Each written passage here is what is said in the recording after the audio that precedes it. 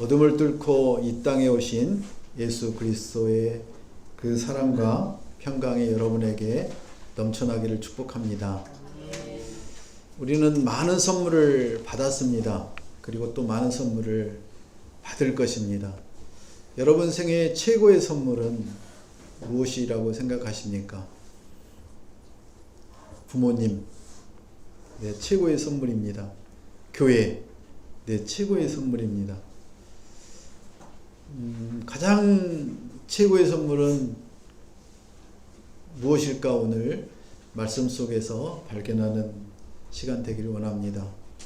여호수아 18장에 보면 이제 하나님이 주신 가나안 땅에 들어가서 모든 전쟁을 이제 승리로 끝내고 그리고 땅을 분배를 받기 시작하는데 어떤 지파들은 좋은 땅을 분배를 받고 또 어떤 지파들은 넓은 땅을 분배를 받고 많은 차이가 나고 또 특별히 유다 지파와 요셉의 자손들의 지파들은 너무나 좋은 그리고 아주 큰 땅을 분배를 받는 것을 보며 일곱 지파는 왠지 모르게 소외되고 그들은 지파 안에서 땅을 분배를 받는 것을 머뭇거리고 있었을 때 여호수아는 그들에게 말합니다. 어느 때까지 지체하겠느냐? 어느 때까지 지체하겠느냐? 그 의미는 무엇일까요? 그들에게 질책을 함과 동시에 그들이 지금 현재 너희가 해야 될 것들을 빨리 진행하도록 하라는 하나님의 격려와 사랑입니다. 그래서 우리가 그 지파들 가운데 선발대를 뽑아서 이제 땅을 두루 다니며 믿음의 지도를 그리라고 합니다. 그 믿음의 지도는 바로 하나님이 그들에게 주신 땅이 어떤 땅인지 구체적으로 눈으로 보고 발로 밟고 그리고 그곳에 지도를 그리기 위해서 여기저기 다니면서 그 땅을 사랑하게 만드는 하나님의 방법이었습니다. 여호수아와 갈렙은 다른 10명의 정탐꾼과 같이 가데스 바네아에 그들이 정탐을 갔을 때 그들이 돌아와서 어떤 생각을 했을까를 생각을 해보니까 여기에 여호수아의 마음이 담겨 있는 것 같습니다. 왜 그때 하나님이 그곳에 지도를 그리라고 하지 않으시고 가서 보라고 하셨을까? 만약에 그들이 지도를 그리라는 모세의 명령이 있었다면 10명의 정탐꾼이 돌아와서 그런 대답을 하지 않았지 않았을까라는 그런 생각을 여호수아는 했을지도 모르겠습니다. 왜냐하면 가서 지도를 그린다는 것은 그곳을 정확하게 알고 그리고 어디에 무엇이 있는지 그리고 어떻게 생겼는지 이런 모든 것들을 아주 세밀하게 관찰하고 그곳의 지도를 그려야 되기 때문에 어지간한 지혜와 능력이 아니면 지도를 그릴 수 없는 그런 상황이라는 것을 여호수아는 알았습니다. 그래서 여호수아의 그 경험과 갈렙의 경험을 통해서 그 두 사람의 그 결정체가 바로 믿음의 지도, 믿음의 청사진을 그려라 라고 하는 명령이 아니었을까를 우리가 유추를 해봅니다. 그런 상황에 땅을 그들이 보고 땅을 관찰을 했음에도 불구하고 그들은 쉽사리 나아가지 못합니다. 그렇지만 하나님께서 그들에게 이제 제비를 뽑아서 땅을 분배를 하고 그 땅을 통해서 하나님의 일을 이루어 가십니다. 왜 그들이 분배를 빨리 받지 않으려고 했을까를 생각해 보면 아마도 첫째는 유다와 그 요셉의 자손들이 받은 땅이 너무나 크고 그리고 그들의 위치가 너무나 중요한 위치였기 때문에 그들이 이제 이 정도면 우리는 아무 데서나 살아도 되겠지 뭐 이런 마음들이 있었을 거라는 그런 생각이 듭니다. 그런데도 불구하고 하나님은 나머지 모든 일을 하나님이 말씀하신 대로 약속하신 대로 이루려고 하십니다. 우리에게도 마찬가지에 우리에게 주신 땅이 있는데 그 땅이 어떤 땅이라고 하나님은 말씀하셨습니까?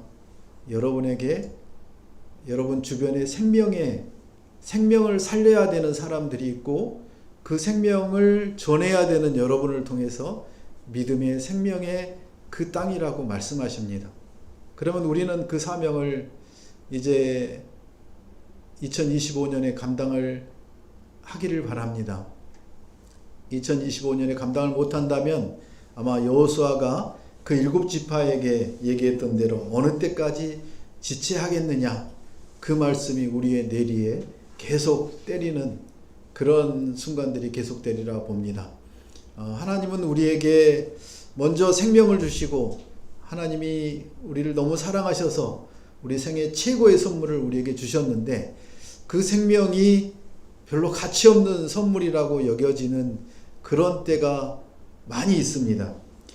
이사야 8장에서도 마찬가지입니다. 우리가 오늘 이사야 9장을 같이 나눌 텐데 8장의 상황이 어떤 상황이었을까를 보면 땅을 굽어보아도 환난과 흑암과 고통뿐인 이런 흑암 가운데 들어가 있는 그 이스라엘 백성들을 향해서 하나님은 새로운 그 빛을 보여주신 게 바로 이사야 9장입니다. 그래서 우리가 대강절 때 또는 크리스마스 때 구약 중에 가장 많이 묵상하는 성경 중에 하나가 이사야 9장 1절부터 7절까지입니다. 자, 1절, 2절 같이 읽겠습니다. 그러나 고통을 겪고 있는 사람들에게 어둠은 이래 사라졌다. 전에는 그가 스불론 땅과 납달리 땅이 모욕을 당하도록 내버려 두셨지만 이후로는 바닷길과 요단강 저편의 땅과 이방 사람들이 사는 갈릴리를 영광스럽게 하셨다. 어둠 속에서 걷던 백성들이 큰 빛을 보았고 죽음의 그림자가 드리운 땅에 사는 사람들 위에 빛이 비쳤다. 아멘. 지금 8장에 이어서 9장 1절에 오면 뭐라고 얘기하느냐 하면 그러나 라고 얘기를 합니다. 왜 그러나 라고 얘기를 하느냐 하면 고통을 겪고 있는 그 이스라엘 사람들에게 지금 얘기하는 겁니다. 무슨 얘기를 합니까? 어둠은 이제 사라졌다. 고통은 이제 사라졌다. 너희가 고통받고 그 어둠 가운데 거하던 그런 상황은 이제 사라지고 새로운 하나님의 빛이 그 죽음의 그림자, 어둠 속에 나타나셨다라고 이사야는 예언을 합니다.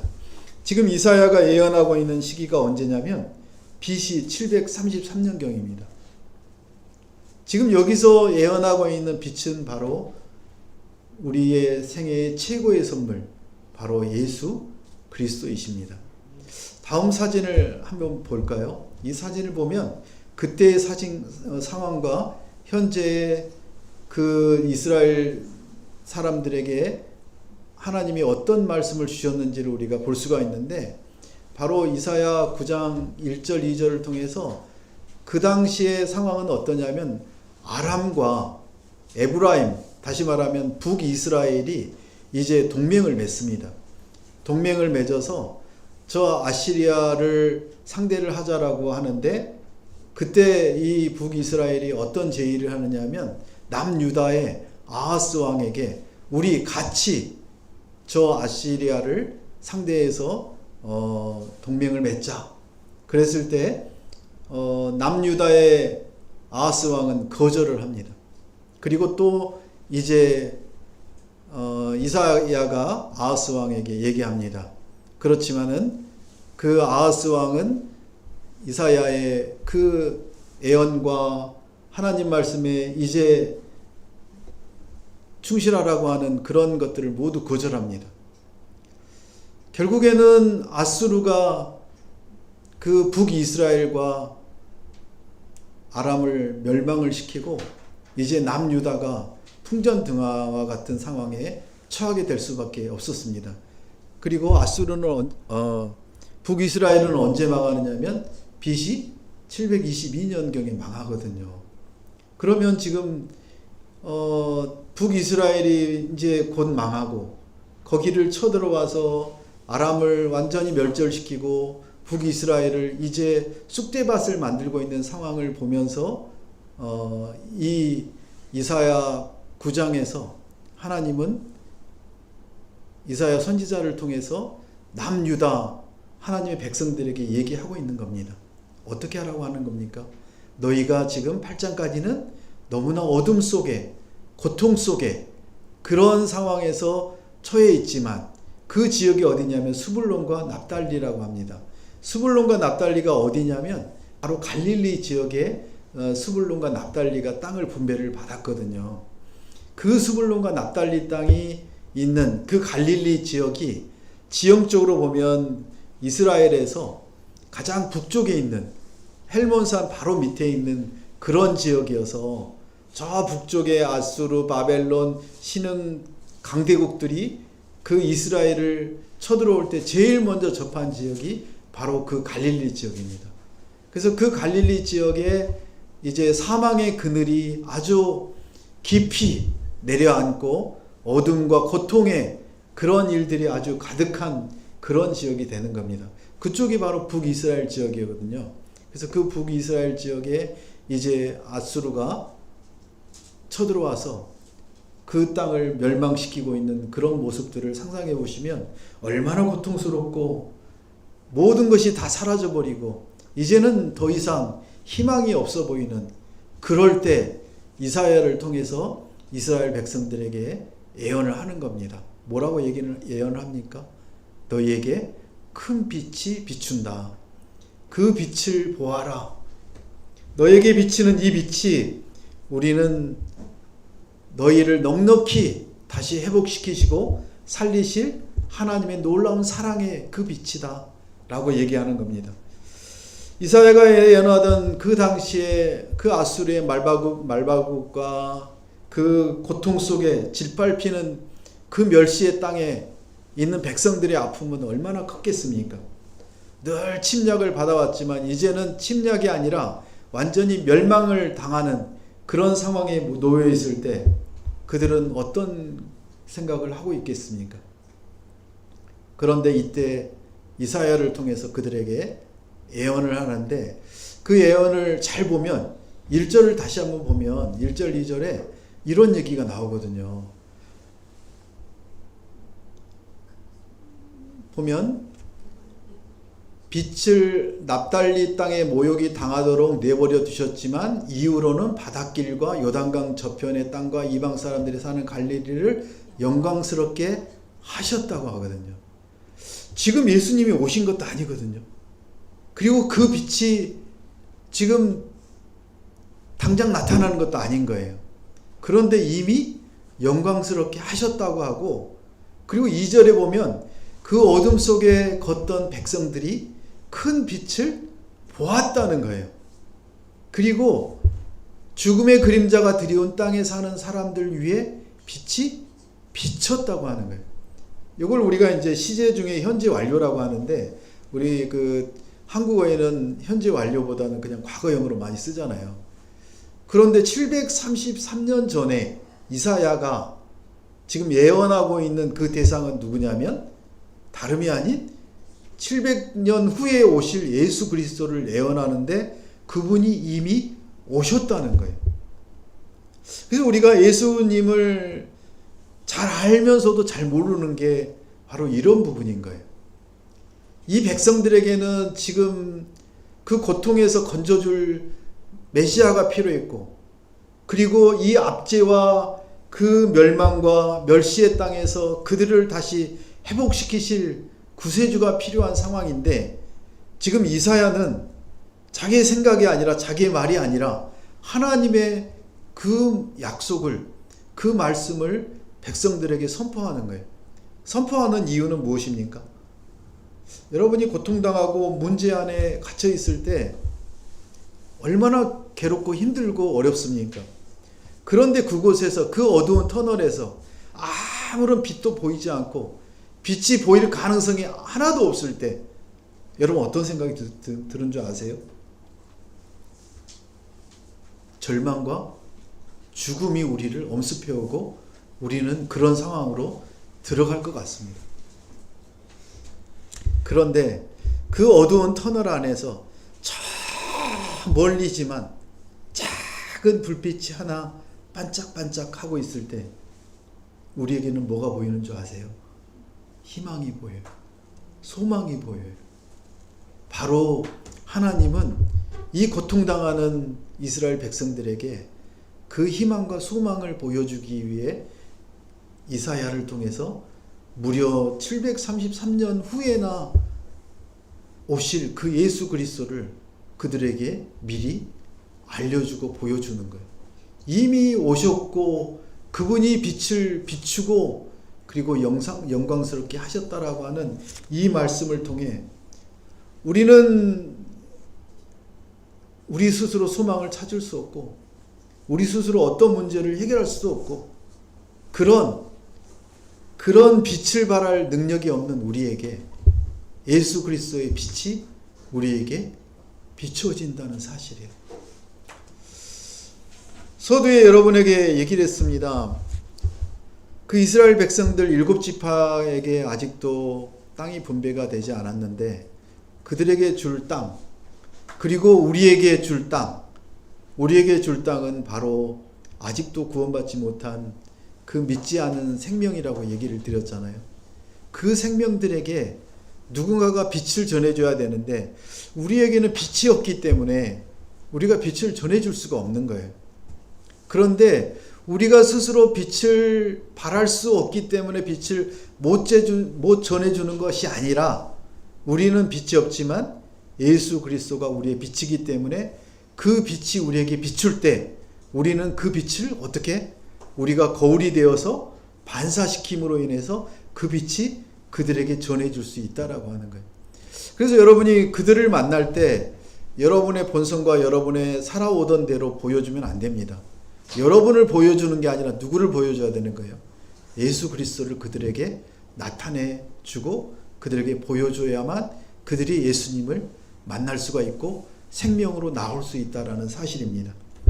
우리의 시선을 그 어둠에 있는 그 암흑한 세상에 우리의 시선을 둔다면 우리는 희망도 없고 소망도 없습니다.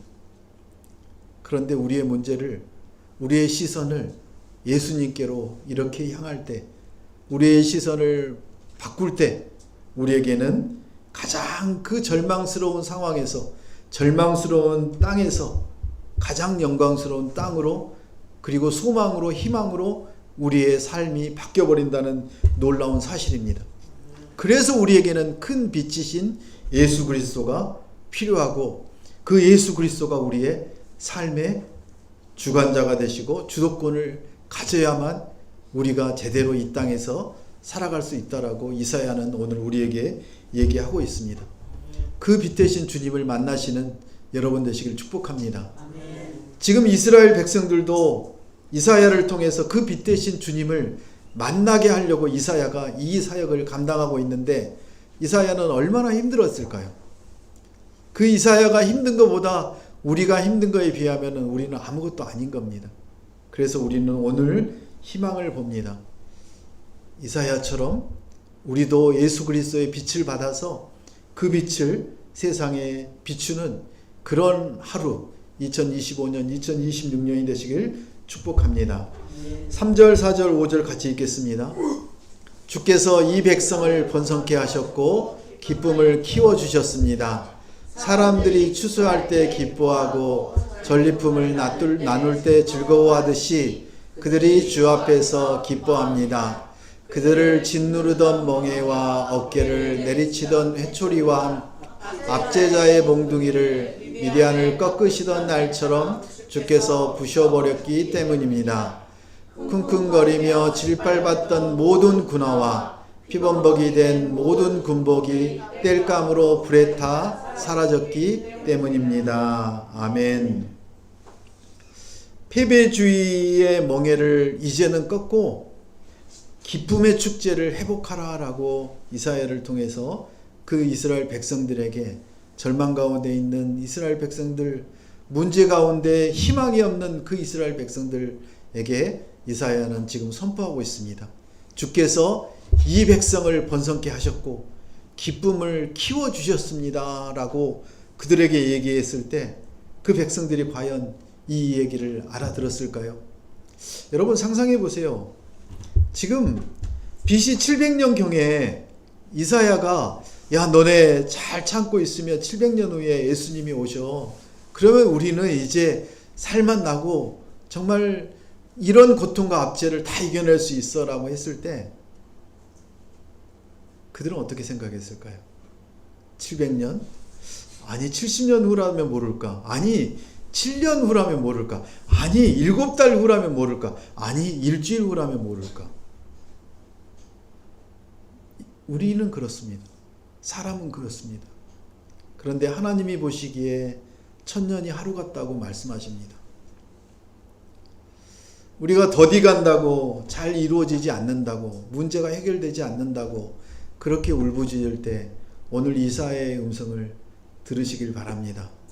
우리의 시간이 아니라 하나님의 시간에 맞춰서 그렇게 우리가 순종하는 그런 하루하루 되시길 축복합니다. 이 백성들은 영적 무기력과 패배의식에 지금 빠져 있습니다.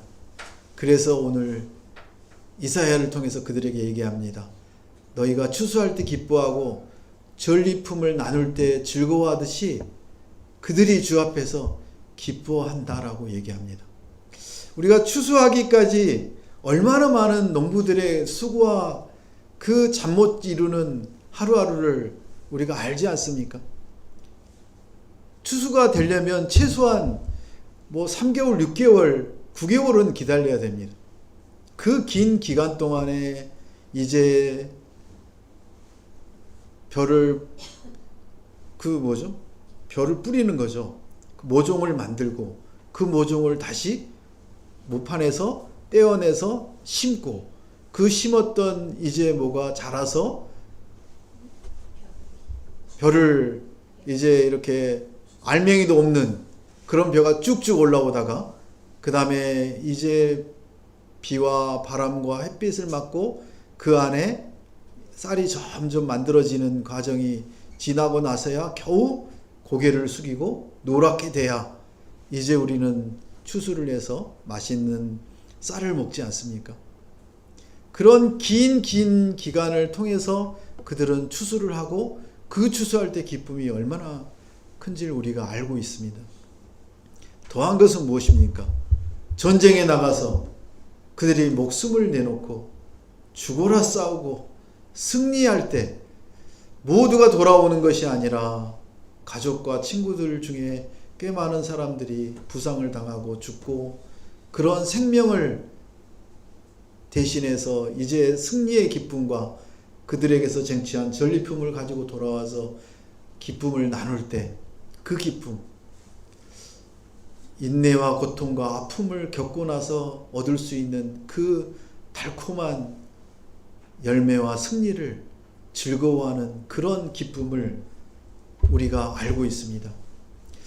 그 이스라엘 백성들에게 짓눌렸던 멍에와 어깨를 내리쳤던 회초리와 압제자의 몽둥이를 그들이 미디안을 어떻게 이겼습니까?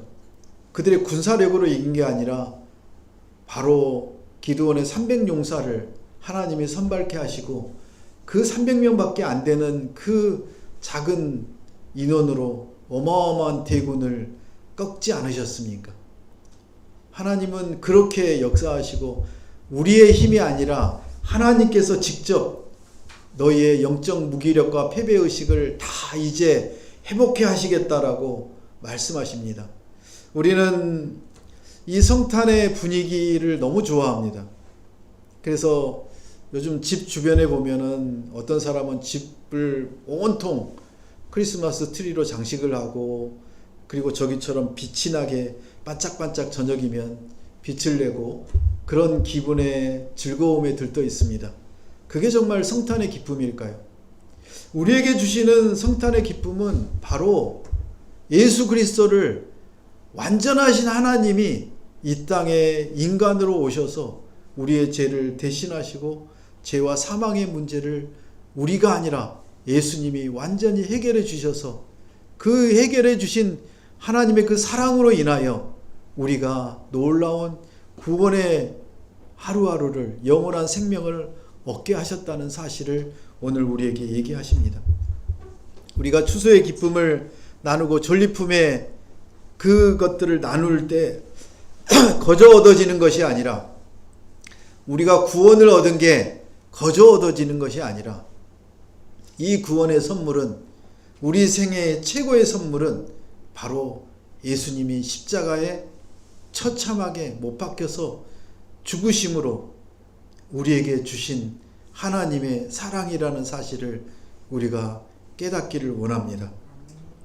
주 앞에서 누리는 이 기쁨이 거저 얻어지는 것이라고 착각하는 세상 사람들 때문에 우리도 그렇게 생각할 수가 있습니다. 아닙니다.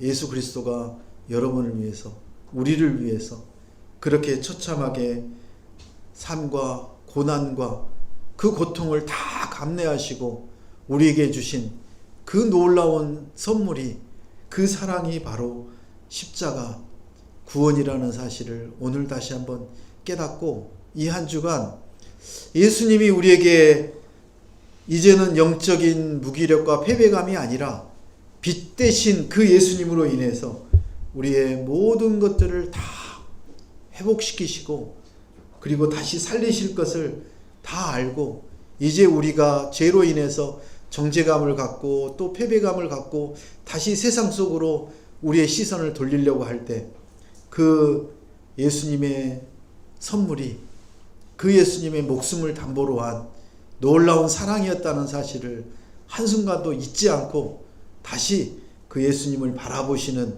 여러분 되시길 축복합니다. 그런 예수님이 어떤 분이십니까? 마지막으로 6절 7절을 보면, 6절을 먼저 읽겠습니다. 한 아이가 우리를 위해 태어났다. 우리가 한 아들을 얻었다. 그의 어깨에는 주권이 있고 그의 이름은 기묘자, 모사, 전능하신 하나님, 영원하신 아버지, 평화의 왕이라 불릴 것이다. 아멘. 과연 이 이사야의 9장 6절의 애언을 듣고 그 백성들이 저 한 아이가 누구인지를 알았을까요? 몰랐을 것 같아요. 한 아이가 태어나는데 그 아이가 어떤 아이냐면 어깨에는 주권이 있고 그리고 그 이름은 네 가지인데 기묘자, 모사, 전능하신 하나님, 영원하신 아버지, 평화의 왕이라 불릴 것이라고 하는데, 도대체 저런 아이가 있을까? 그러면 저 아이가 있다면 도대체 우리랑은 무슨 관련이 있을 것인가? 저 문제와 저 애언이 언제야 해결이 됐을까요? 예수님이 오시고 나서야. 예수님이 오시고 나서도 저것을 아직도 인정하지 못하는 이스라엘 사람들과 유대인들이 대부분이잖아요. 그런데 우리에게는 복음이 흘러 들어와서 우리는 인정하고 그 예수님을 믿게 되고 우리는 구원을 받은 하나님의 백성이 되지 않았습니까? 그러면 우리가 지금 성경 66권을 계속 이렇게 말씀을 묵상하고 설교를 듣고 하는데 과연 여러분 기억하십니까? 성경의 모든 내용들이 이해가 되세요? 안 돼야 되는 게 당연한 거 아니에요? 지금 700년 후에 일어날 예수님 그 하나 아이가 오는 내용이 이사야 9장 6절에 나와 있는데 그걸 보고 어떻게 이해할 수가 있겠습니까? 그리고 예수님이 다시 이 땅에 오신다는 그 재림의 약속을 여러분이 믿는 것처럼, 또 완전히 믿으신 분도 있겠지만 대부분이 믿는 것처럼 이렇게 하고 있는데 과연 그게 사실일까? 우리는 궁금해하고 있지 않습니까? 근데 오늘 9장 6절을 통해서 여러분 확신을 가지시길 바랍니다. 그 한 아이가 오셨고 그 한 아이로 인해서 우리가 구원받았다는 사실이 엄연한 사실이고 확실하다는 겁니다. 그러면 다시 이 땅에 재림의 예수님이 오신다는 사실도 확실합니다. 그 재림의 예수님이 오실 때 우리가 모든 백성들이 다 예수님을 믿고 그리고 천국의 백성으로 그렇게 심판받지 않는 상황으로 가야지, 우리만 심판받지 않고 우리만 영원한 천국으로 간다면 너무나 안타깝지 않겠습니까? 그 예수님이 누구십니까? 첫 번째 기묘자 묘사라고 합니다. 기묘자 모사라고 하는 것은 원더풀 카운셀러라고 영어에서는 번역하고 있습니다. 원더풀, 경이로움 그 자체이신 분이 바로 누구냐면 예수 그리스도이십니다. 우리가 상상할 수 없는, 도저히 기대하지 못했던 완전한 하나님이 이 땅에 완전한 인간으로 오셔서 아무런 죄도 없이 이 땅에 오실 수 있는 그런 경이로운 그런 카운셀러, 우리의 도움이 되시는 상담자 되시는, 길을 잃고 우리가 헤매고 어둠 속에 방황하고 고통 속에서 하나님 살려달라고 외칠 때 누가? 바로 원더풀 카운셀러인 예수 그리스도가 우리의 그런 앞에 길을 잃어버린 모든 것들을 알려주시고, 그리고 모든 지혜의 근원이 되어주신다는 그분이 바로 누구냐면 바로 예수 그리스도시라는 사실입니다. 여러분, 오늘 이 네 가지만 기억하고 돌아가시면 좋겠습니다. 여러분이 알고 계시는 예수 그리스도가 우리가 상상하는 그런 분이 아니라 정말 나의 모든 문제를 다 아시고 우리가 해결할 수도 없고 알 수도 없는 그런 모든 땅의 지혜, 하늘의 지혜를 가지고 우리를 바른 길로 인도하시고, 우리가 언제라도 어디서도 그분에게 우리의 모든 것들을 낱낱이 질문하고 해결받을 수 있는 그 유일하신 분이 바로 예수 그리스도라는 사실입니다. 그게 바로 기묘자요 모사, 원더풀 카운셀러라는 사실을 여러분 기억하시고, 여러분이 이제 요즘에 AI 세상에서 이 그림도 AI가 그려줬거든요. 얼마나 잘 그려요. 너무나 기가 막힌 내용을 정확하게 담고서 우리에게 딱 한눈에 볼 수 있도록 이렇게 그려주는데 30초도 안 걸립니다. 세상이 이럴진데, AI가 이럴진데, 여러분, 예수님이 여러분의 1대1의 완전한 카운셀러라고 하시는데 어디에 여러분이 묻겠습니까? AI에게 묻는 것보다 여러분 예수님께 다가가서 예수님께 시선을 고정하고 예수님께 묻는 여러분 되시길 축복합니다. 두 번째는 어떤 분이십니까? 전능하신 하나님, 마이티 갓, 엘 기보스, 바로 우리의 용사이신 하나님, 엘 기보르. 기보르라고 하는 뜻이 바로 그 전쟁터에서 용감하게 싸우는 용사를 기보르라고 하거든요. 그래서 엘이라고 하는 건 하나님인데 엘 기보르, 영어로 얘기하면 마이티 갓, 우리의 모든 전쟁을 친히 우리가 싸우는 것이 아니라 누가 싸워주신다고요? 하나님께서 싸워주시는데 그 하나님이 누구시냐면 바로 한 아기로 오실 예수 그리스도가 우리의 엘 기보르, 창조주 하나님이시라는 사실입니다. 창세기 1장에 보면 세 분이 운행하시며 천지를 창조하신다고 나옵니다. 바로 그 분 중에 한 분이 예수 그리스도와 성령님과 그 다음에 우리가 알고 있는 아버지 하나님, 이 세 분이 서로 삼각관계를 가지면서 서로 교제하면서 세상을 창조했다고 나옵니다.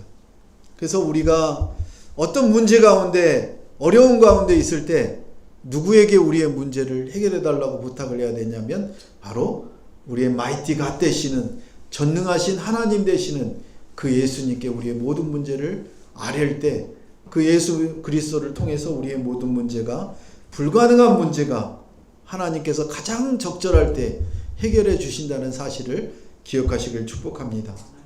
세 번째, 영존하시는 아버지십니다.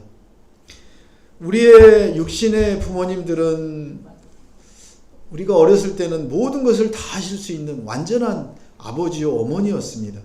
그런데 초등학교를 가보니까 아니라는 사실을 점점 깨닫게 됩니다. 중학교를 가보니까 별거 아니네 그러면서 사춘기가 오고 그리고 무시하기 시작합니다. 그런데 우리의 육신의 아버지와는 전혀 다른 우리의 영원하신, 우리를 떠나지 않으시고 우리를 보호하시고 우리를 항상 기다리시고 우리의 도움이 되어주시는 영원한 보호자, 그분이 바로 누구시냐면 영원하신 하나님이시라는 사실입니다. 그분이 바로 우리의 예수 그리스도, 빛 대신 빛으로 오신 그 예수 그리스도라는 사실을 기억하시길 바랍니다. 마지막으로 네 번째 누구십니까? 우리는 평안을 간구합니다. 평안을 기다립니다. 그리고 그 평안을 돈으로, 권력으로, 직업으로, 모든 어떤 꿈으로 이루려고 합니다. 그런데 완전한 평안은 무엇입니까? 우리가 어떤 것을 얻고 어떤 것을 이루었지만 그 얻은 것, 그 다음에 달성한 것, 그 속에는 평안이 오래 지속되지 않습니다. 돈이 많은 사람은 돈이 많으면 많은 대로 더 걱정, 근심, 고통 속에 살아갑니다. 더 높은 위치에 올라가면 올라갈수록 언제 자기가 그 권력에서 떨어질까? 특별히 연예인들과 스포츠 스타들이 그런다잖아요. 자기들이 그 누려왔던 그 스타적인 그런 것들이 한순간에 물거품이 될 때 고통 속에서 어려움을 겪지 않습니까? 우리에게도 마찬가지입니다. 우리는 세상에 줄 수 없는 그 영원하신 평강의 왕 예수 그리스도가 우리에게 있다는 사실을 기억하시길 축복합니다. 그 예수 그리스도만이 바로 하나님과 우리와의 관계를, 그리고 성령님과 우리와의 관계를, 사람과 사람과의 관계를 이렇게 이루어 줄 수 있는 유일하신 분이 바로 예수 그리스도이십니다. 우리의 힘으로, 우리의 능력으로 사람들과의 좋은 관계를 만들려고 노력할 때 전혀 안 된다는 사실을 여러분이 언젠가는 깨닫습니다.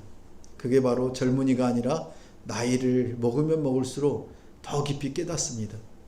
그래서 오늘 우리가 이 네 가지, 기묘자여 모사인 원더풀 카운셀러, 그리고 전능하신 하나님 마이티 갓, 그리고 영존하시는 하나님 에버라스팅 파더, 마지막으로 평강의 왕 샬롬 되시는 그런 하나님, 그런 예수 그리스도를 여러분 마음과 삶에 깊이 깊이 간직하시기를 축복합니다.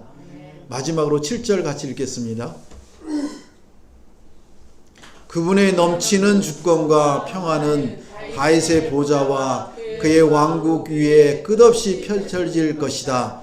지금부터 영원히 공평과 정의로 그것을 견고히 세우실 것이다.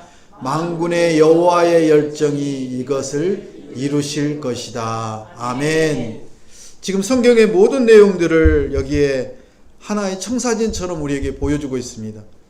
그분의 넘치는 주권과 평안은 다윗의 보좌와, 얼마나 훌륭한 왕입니까? 그 모든 왕 중에 최고의 왕, 그 다윗의 보좌와 그의 왕국 위에 끝없이 펼쳐질 그런 모든 것들을 지금 얘기하고 있습니다. 그리고 지금부터 영원히 공평과 정의로 그것들을 견고히 세워주실 것이라고 말씀하십니다. 세상은 공평하지 않습니다. 정의롭지 않습니다. 오직 예수 그리스도만이 공평하시고 정의로우신 그런 우리의 믿음의 대상이라는 사실을 여러분 기억하시길 바랍니다. 그런데 놀라운 사실은 우리의 열정이 아니라 누구의 열정? 바로 만군의 여호와의 열정이 이 모든 것들을 이루신다는 사실입니다.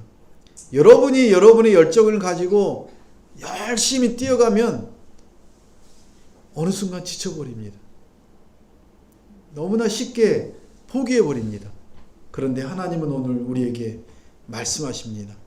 만군의 여호와의 열정이 여러분을 붙들고 계시다고 얘기합니다.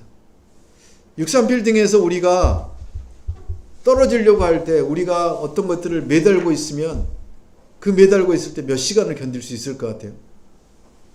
1시간? 아니요, 30분?